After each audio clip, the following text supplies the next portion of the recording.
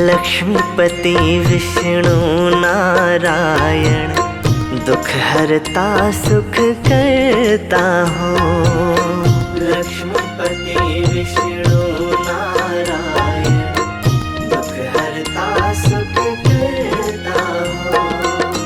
रोग शोक को हरने वाले, रोग शोक को हरने वाले, दुष्टों के संहरता हो। लक्ष्मीपति विष्णु नारायण, दुख हरता सुख करता हो। लक्ष्मीपति विष्णु नारायण, दुख हरता सुख करता हो।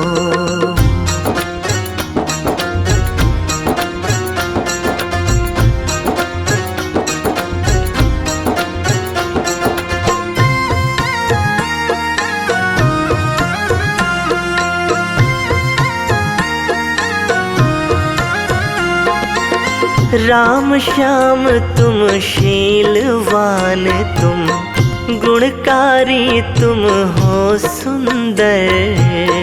राम श्याम तुम शीलवान, तुम गुणकारी तुम हो सुंदर। पालन करता भक्त स्नेही, जन जन के तुम हो सहचर। पालन करता भक्त स्नेही, जन जन के तुम हो सहचर। सदा निरंतर अजर अमर तुम, सदा निरंतर अजर अमर तुम, अवतारी युग दृष्टा हो। लक्ष्मीपति विष्णु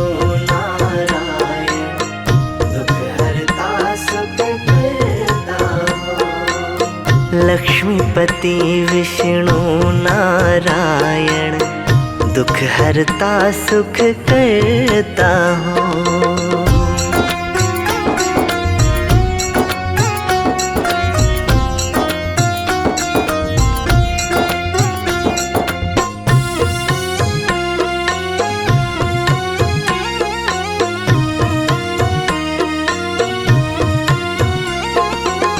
राम नारायण पालन करता, भक्तों की रक्षा करते। राम नारायण पालन करता, भक्तों की रक्षा करते। जब जब धर्म की हानि होती, तब तब तुम आया करते। जब जब धर्म की हानि होती, तब तब तुम आया करते। दीनन के तुम रखवाले हो, दीनन के तुम रखवाले हो, तुम ही संकट हरता हो। लक्ष्मीपति विष्णु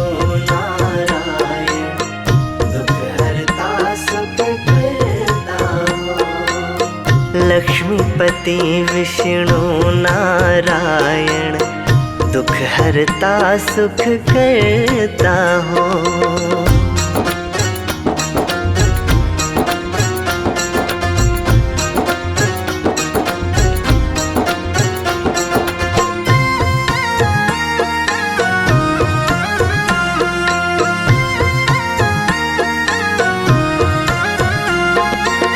रघुराई तुम दशरथ नंदन, जो भी यश तेरा गाता है। रघुराई तुम दशरथ नंदन, जो भी यश तेरा गाता है। सुख संपत्ति सारे मनोरथ, पूरे वो करवाता है। सुख संपत्ति सारे मनोरथ, पूरे वो करवाता है। भक्तों के सब काज बनाए, भक्तों के सब काज बनाए, तुम ही सबके करता हो। लक्ष्मीपति विष्णु नारायण, दुख हरता सुख करता हो। लक्ष्मीपति विष्णु नारायण, दुख हरता सुख करता हो। रोग शोक को हरने वाले, रोग शोक को हरने वाले, दुष्टों के संहरता हो। लक्ष्मीपति विष्णु नारायण, दुख हरता सुख करता हो। लक्ष्मीपति विष्णु नारायण, दुख हरता सुख करता हो।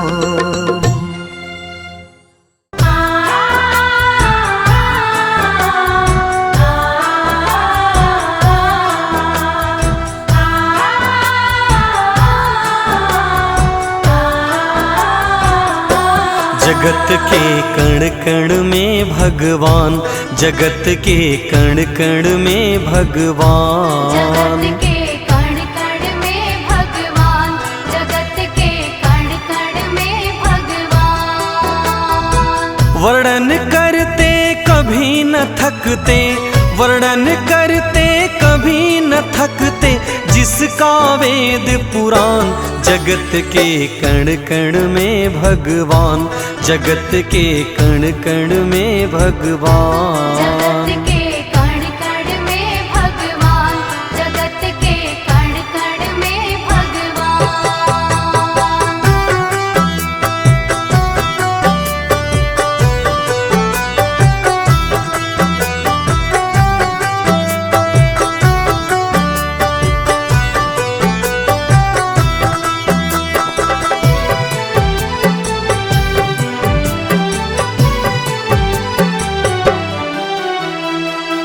हमारी आस्था और विश्वास हमारे ठाकुर जी के प्रति इस तरह से होना चाहिए कि जैसे कि श्री रामचरितमानस में भगवान मर्यादा पुरुषोत्तम जी ने माता शबरी को नवधा भक्ति का उपदेश दिया है, तो बताया है कि मेरे मंत्रों का जाप भी करो, तो मंत्र जाप दृढ़ मम विश्वासा, पंचम भगति स्ववेद प्रकाशा।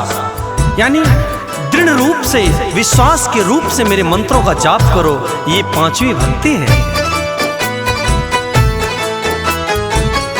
विष्णु जी बसते मन में, बसे श्री लक्ष्मी जी धन में, राम जी सबके तन में, जानकी प्रभु कीर्तन में।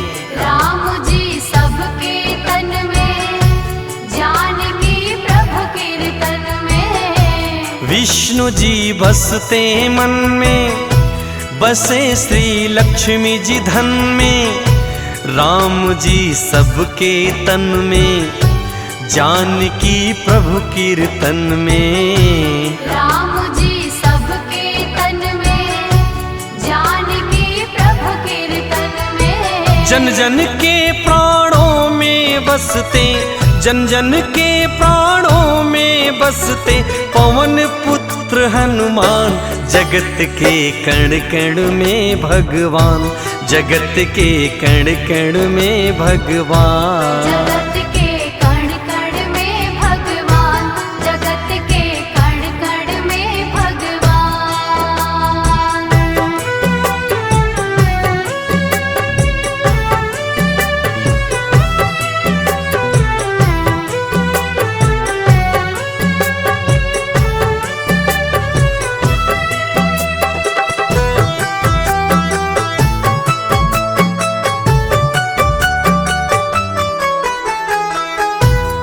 जब भी हम सभी वंशी की धुन सुने, वंशी की तान को सुने, तो श्री बांके बिहारी का दर्शन करें, नृत्य करें तो राधा रानी का दर्शन करें। ऐसी श्रद्धा, ऐसा भाव होना चाहिए मन में, क्योंकि इस कलयुग में मुक्ति का साधन सिर्फ राम का, कृष्ण का नाम है।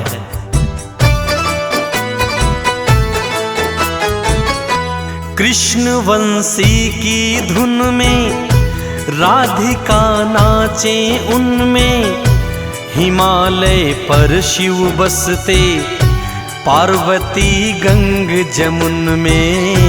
हिमालय पर शिव बसते पार्वती गंग जमुन में। कृष्ण वंशी की धुन में राधिका नाचे उनमें, हिमालय पर शिव बसते पार्वती गंग जमुन में।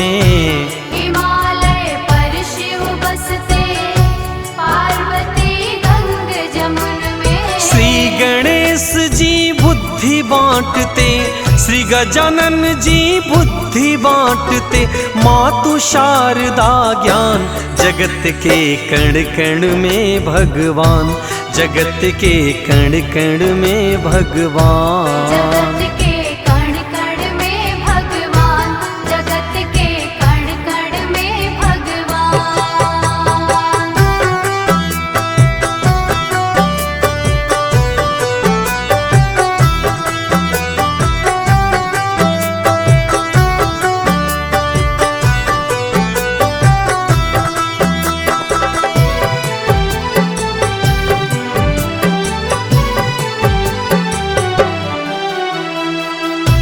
अपने सारे कार्यों को ठाकुर जी के ऊपर छोड़ दें, अपनी पूरी जिंदगी की डोर को ठाकुर जी को समर्पण करें, अपना ये तन इस संसार रूपी दुनिया को दे दें, लेकिन अपना मन श्री हरि के चरणों में लगाएं। ये इनकी इन प्रकार किसी भी तरह से अपने मन को ठाकुर जी के चरणों में लगाएं।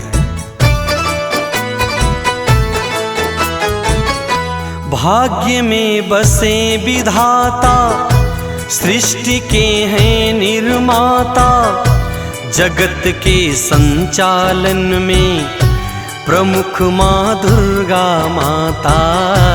जगत के संचालन में प्रमुख माँ दुर्गा माता।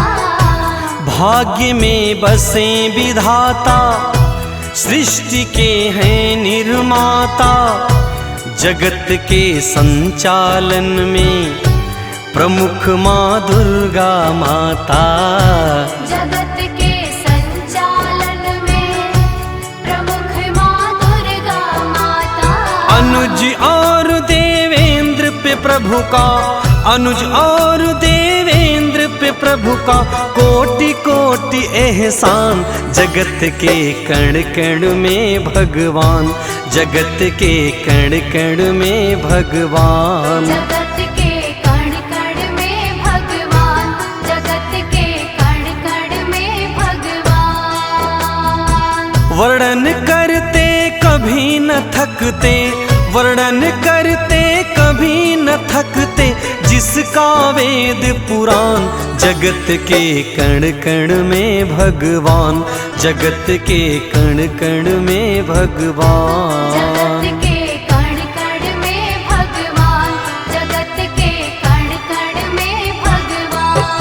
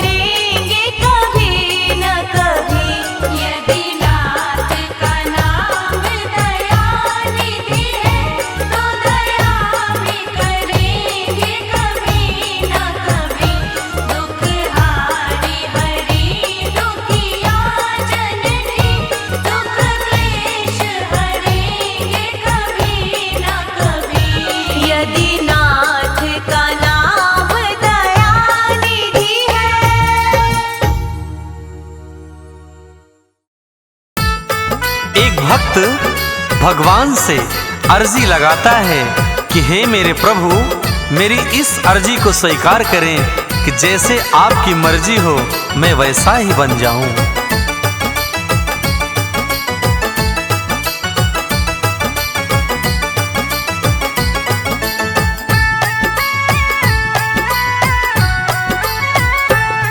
ये मेरी अर्जी है, ये मेरी अर्जी है, मैं वैसा बन जाऊं जैसे तेरी मर्जी है। मैं वैसा बन जाऊं जैसे तेरी मर्जी है। आज मेरे श्याम प्रभु का श्रृंगार इतना मनमोहक है, चांद भी कह रहा है कि तू चांद हमारा है।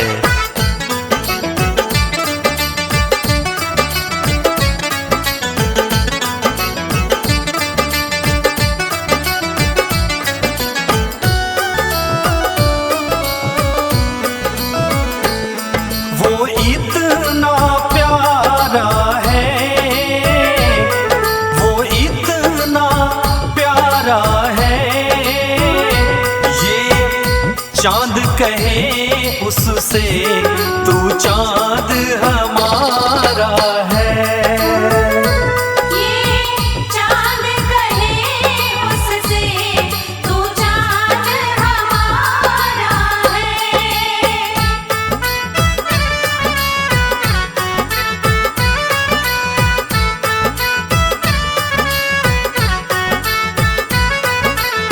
ये तो मेरे श्याम के भक्ति की इश्क रूपी बाजी है ना, जिसको मेरा श्याम तो मानने के लिए हमेशा राजी है।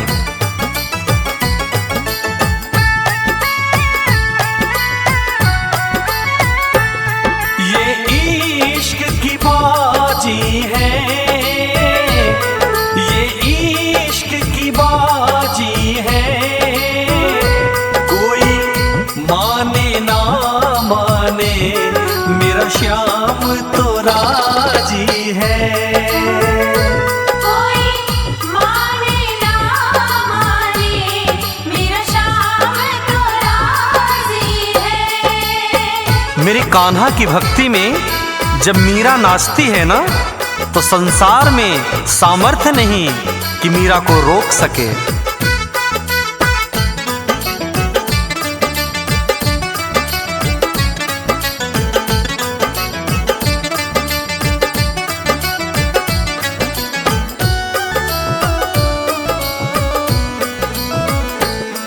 जग रोक न पाएगा, जग रोक न पाएगा, जब मीरा नाचेगी और श्याम नचाएगा। जब मीरा नाचेगी और श्याम नचाएगा। ये मेरी अर्जी है, ये मेरी अर्जी है, मैं वैसा बन जाऊं जैसे तेरी मर्जी है। मैं वैसा बन जाऊं जैसे तेरी मर्जी है।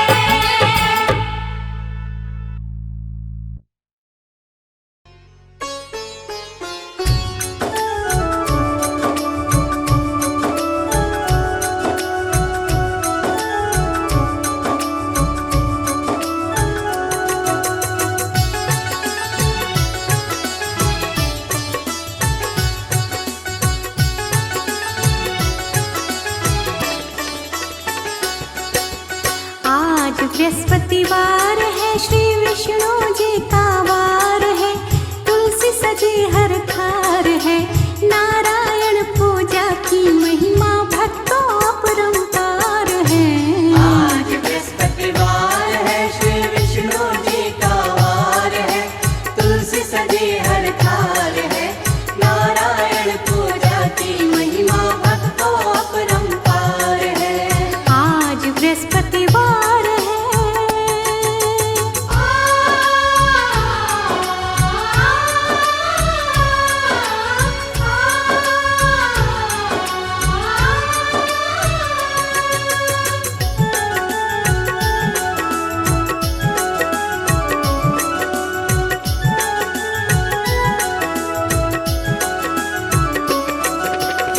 कभी बने श्री राम, कभी श्री कृष्णा के अवतार हैं, कृष्णा के अवतार हैं। कभी बने श्री राम, कभी श्री कृष्णा के अवतार हैं, कृष्णा के अवतार हैं। हर युग में भक्तों का प्रभु वर करते उद्धार है, करते उद्धार है।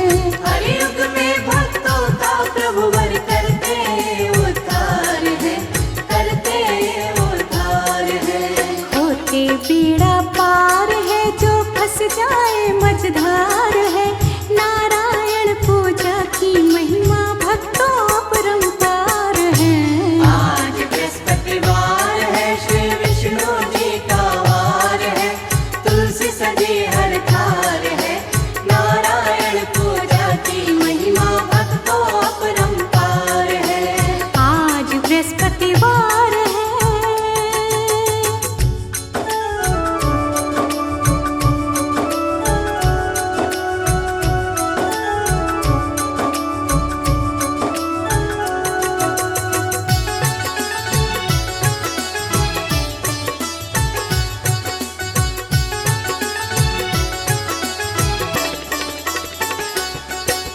नरसिंह रूप में आकर तूने हिरण्याकश्यप मारा है, हिरण्याकश्यप मारा है। नरसिंह रूप में आकर तूने हिरण्याकश्यप मारा है, हिरण्याकश्यप मारा है। जिसने तेरी पूजा की उसे दुख कष्टों से तारा है, दुख कष्टों से तारा है। जिसने तेरी पूजा की उसे दुख कष्टों से तारा है, दुख कष्टों से तारा है। जो आए तेरे द्वार है, करते जय जयकार है। नारायण पूजा की महिमा भक्तों अपरंपार है। आज बृहस्पतिवार है, श्री विष्णु जी का वार है, तुलसी सजी हर थार है। नारायण पूजा की महिमा भक्तों अपरंपार है। आज बृहस्पतिवार है।